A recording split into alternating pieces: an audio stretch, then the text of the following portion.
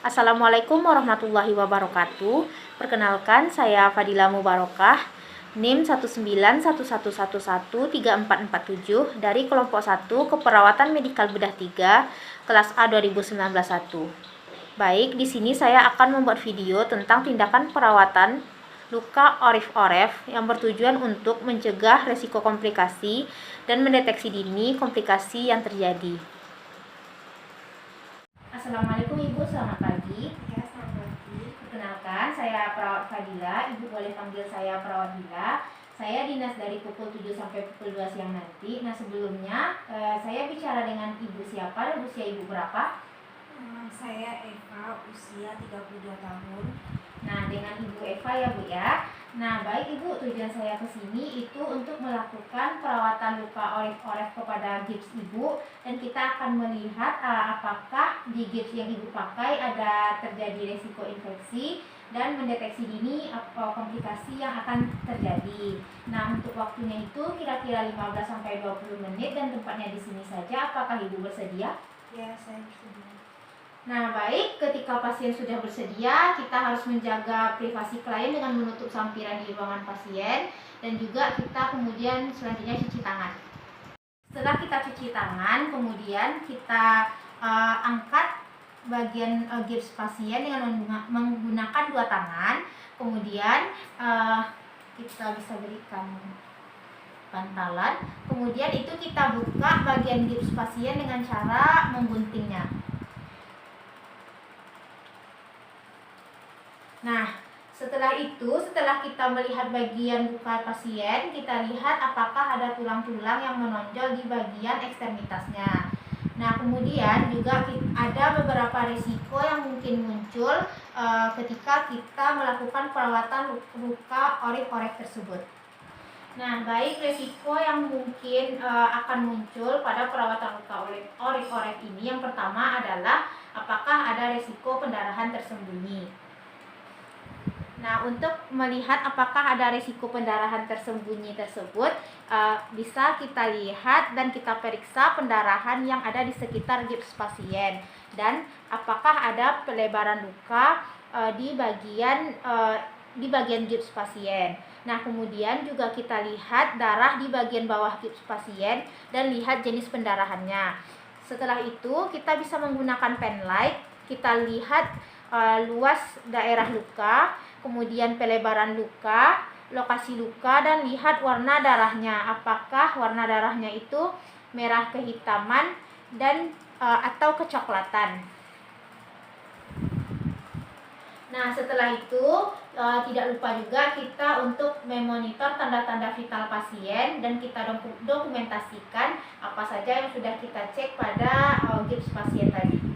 Kemudian untuk resiko yang kedua itu bisa kita cek apakah ada resiko neurovascular compromise yang terjadi akibat fiksasi yang terlalu ketat. Yang bisa kita lakukan untuk melihat resiko neurovascular compromise ini, yang pertama adalah kita bisa cek kapiler refill pasien dengan cara memencet jempol kaki pasien, dan kita lihat apakah akan balik kurang dari 3 detik atau tidak. Nah, selanjutnya itu bisa kita cek nadi pasien, nadi di kaki pasien apakah terasa atau tidak. Nah, selanjutnya bisa kita rasakan kaki pasien itu dingin atau tidak. Nah, selanjutnya kita tanyakan kepada pasien apakah pasien merasakan kebas atau tidak. Baik Ibu, apakah Ibu merasakan kaki Ibu kebas? Tidak. Selanjutnya kita bisa minta pasien untuk menggerakkan kakinya ke kiri dan ke kanan. Baik Ibu bisa gerakkan kakinya ke kiri dan kanan. Nah, baik.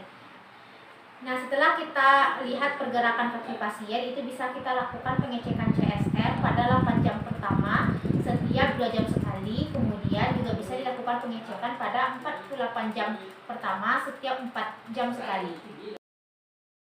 Nah, selanjutnya untuk resiko yang ketiga itu ada kompartemen sindrom, di mana kompartemen sindrom ini adalah ruangan di dalam rongga otot yang elastis sehingga darah bisa masuk ke dalam jaringan. Nah, jika kaki pasien mengalami pembengkakan dan tekanannya menjadi besar, maka aliran darah menjadi terhambat sehingga peredaran darah menjadi tidak lancar dan akan menyebabkan nekrosis. Yang bisa kita lakukan untuk mengecek tanda-tanda risiko kompartemen sindrom ini, yang pertama adalah kita cek apakah ada tanda-tanda kebas atau tidak. Nah, kemudian kita bisa juga cek apakah pasien mengalami mati rasa atau tidak. Kemudian juga bisa kita tanyakan kepada pasien apakah pasien merasakan kelumpuhan atau tidak. Apakah ibu bisa menggerakkan kakinya, Bu? Bisa ibu gerakkan? Nah, baik, di sini pasien tidak mengalami kelumpuhan. Kemudian untuk pengecekan yang terakhir adalah kita bisa cek apakah ada hasil tomi pada luka pasien atau pengikisan selaput otot. Kemudian untuk resiko yang keempat itu adalah mencegah terjadinya lesi atau lecet. Nah, fiksasi pada gips yang terlalu ketat itu bisa menyebabkan luka pada gips tersebut. Kita bisa melakukan drainase untuk mencegah luka tersebut. Pemasangan fiksasi yang terlalu ketat dan tajam pada gips itu bisa menyebabkan lesi atau luka. Nah, kita bisa untuk menumpulkan dan fiksasinya jangan terlalu ketat untuk mencegah terjadinya luka yang bisa menyebabkan infeksi. Nah, selanjutnya untuk resiko yang kelima itu ada resiko infeksi yang tidak tampak pada gips. Nah, setelah kita menumpulkan gips, kita bisa untuk memberi lubang pada gips untuk melakukan perawatan luka sehingga resiko infeksi tersembunyi itu bisa dapat dicegah.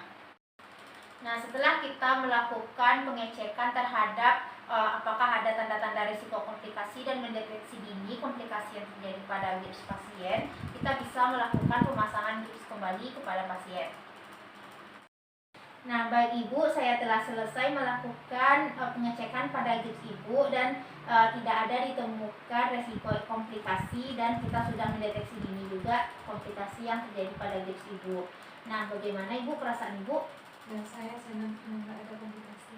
Nah, baik Ibu, karena saya telah selesai melakukan tugas saya pamit Ibu. Nanti jika Ibu memerlukan sesuatu, Ibu bisa memanggil saya dengan cara memencet bel yang ada di sebelah tempat tidur Ibu. Nah, apakah ada yang ingin Ibu tanyakan? Nggak ada sih.